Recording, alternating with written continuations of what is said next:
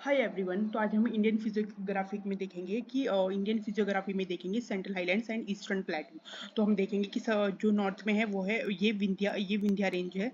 Vindhya range जो कि एक कंटिन्यूस रेंज है, और ये सतपुड़ा है जो कि एक ब्रोकन पार्ट में है कि ये ब्रोकन में ही कंटिन्यूस है। जो इसका ईस्टर्न एक्सटेंशन है वो है कैमूर हिल्स, जो जाती है बिहार के सासाराम तक, कैमूर हिल्स।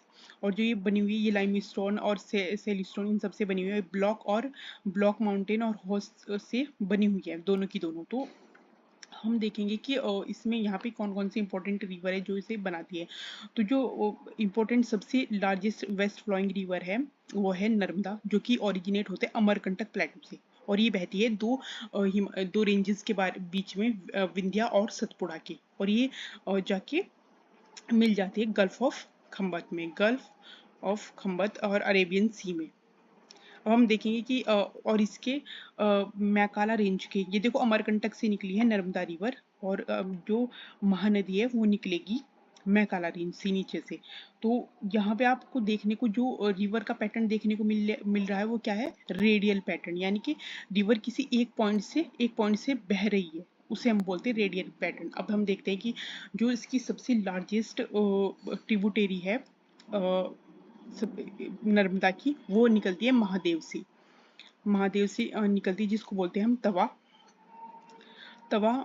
और जो मैकाला है, जो तापी रिवर है जो कि second largest west flowing river है, वो भी मैकाला रेंज से निकल रही है। तो दो रिवर निकल रही है मैकाला रेंज से, एक तवा जो कि ट्रिब्यूटरी है नर्मदा की, और एक है तापी रिवर जो कि second largest west flowing river है। और ये जो दोनों रिवर है दोनों ही एस्चुरी बनाती है, डेल्टा नहीं बनाती, एस्चुरी बनाती है।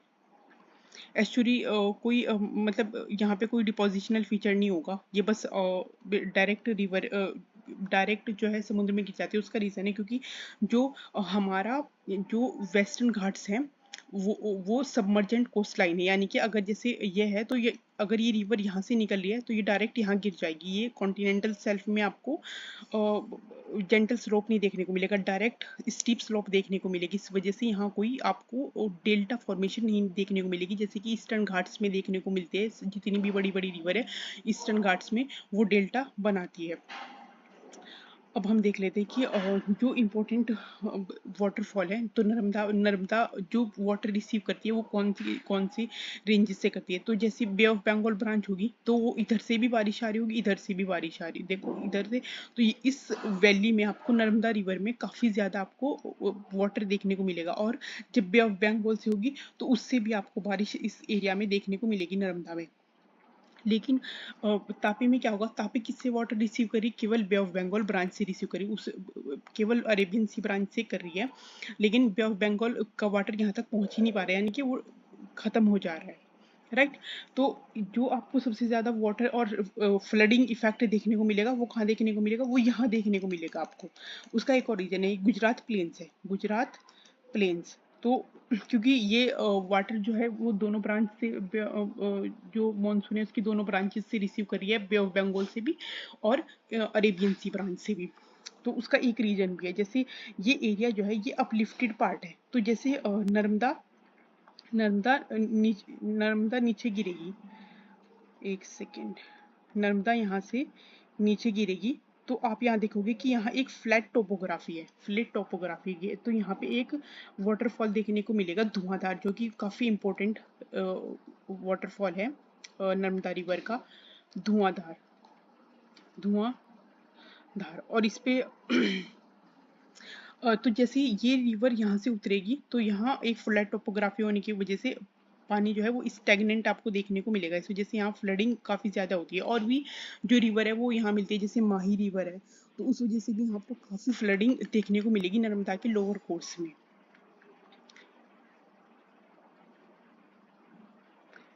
महानदी सॉरी, जो हाईएस्ट पीक है सतपुड़ा की वो है माउंट धूपगढ़। और जो विंध्या की हाईएस्ट पीक है वो है माउंट गुडविल। तो इनको तो ध्यान रखना, ये एग्जाम में मोस्टली आते ही हैं। और जो कैमूर है वो एक्सटेंशन है विंध्यास का ईस्टवर्ड। और जो दोनों का मिलन है विंध्या का और सतपुड़ा का वो है मेकाला या अमरकंटक प्लेटू। अमरकंटक से मेकाला से एक और रिवर इंपॉर्टेंट निकलती है जिसको हम बोलते हैं सोन रिवर, जो कि ट्रिब्यूटरी है गंगा की, और ये गंगा में पटना के पास मिल जाती है। अभी हम देखते हैं ईस्टर्न प्लेटू। तो अब ईस्टर्न प्लेटू में आपको देखने को मिलेगा छोटा नागपुर प्लेटू, ईस्टर्न प्लेटू। तो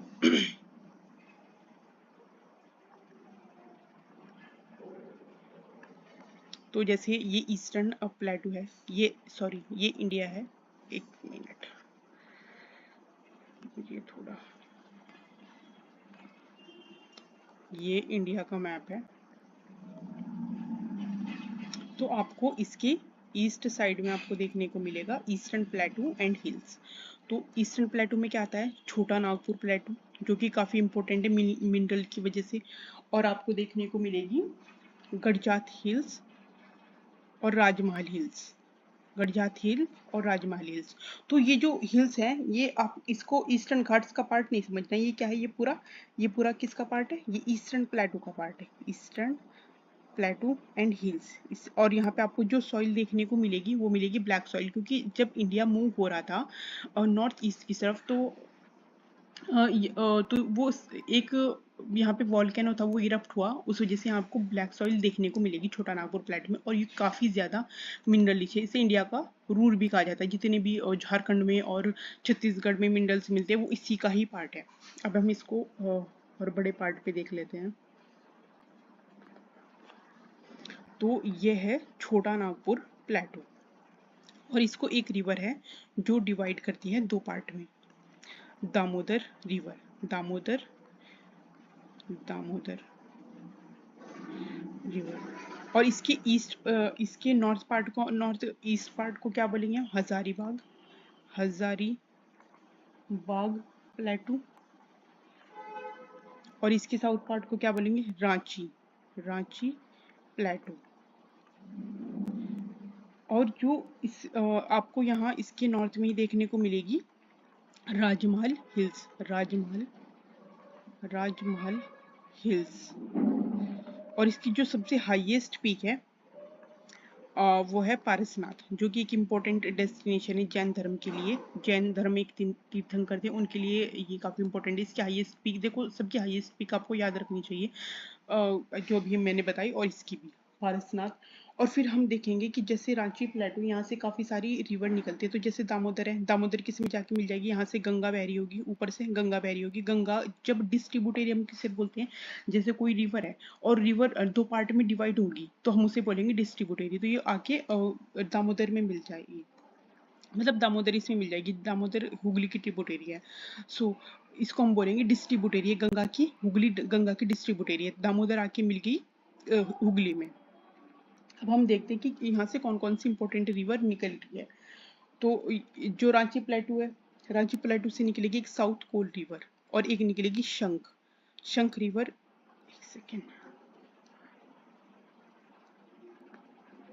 शंख रिवर। इन दोनों के मिलने के बाद जो रिवर बनेगी उसको बोलते हैं हम ब्राह्मणी रिवर, और ये अब जाके मिल जाएगी बे ऑफ बंगाल में, ब्राह्मणी रिवर।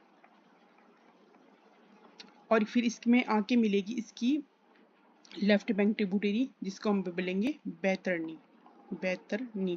तो अगर आप कंफ्यूज हो कि भाई हमें कैसे पता करें कि कौन सी लेफ्ट बैंक है और कौन सी राइट बैंक है, तो आपको उस रिवर की डायरेक्शन देखनी है और अपने आप को उसी डायरेक्शन में खड़ा करके देखना है।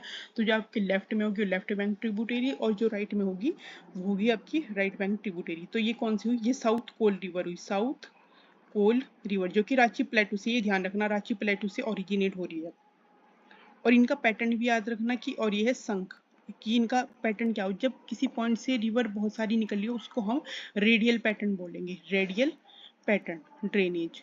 लेकिन दामोदर में क्या हो रहा है, दामोदर में आके रिवर्स मिल रही है, तो दामोदर का कैसा ड्रेनेज है, दामोदर का है डेंड्राइटिक, डेंड्राइटिक।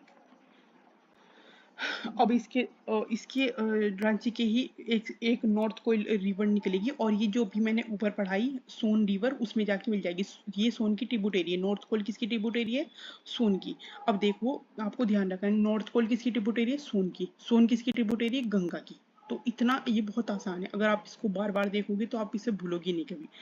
तो अब हम साउथ कोल नॉर्थ कोल दोनों में, शंख मिलके किसने बनाई, ब्राह्मणी, ब्राह्मणी की क्या होगी ट्रिब्यूटरी, बैतरणी। और ये ओडिशा का पार्ट आ गया, कभी आप इससे कंफ्यूज हो जाइए, ओडिशा स्टेट आ गया।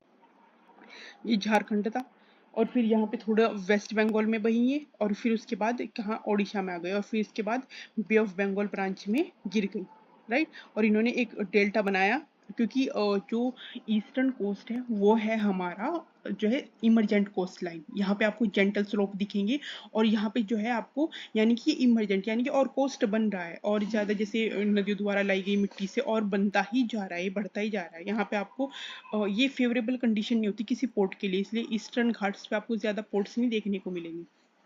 अब हम देखते हैं एक और इम्पोर्टेंट रिवर निकल रही है रांची प्लेटू से ही, जिसको हम बोलेंगे सुवर्ण रेखा। सुवर्ण रेखा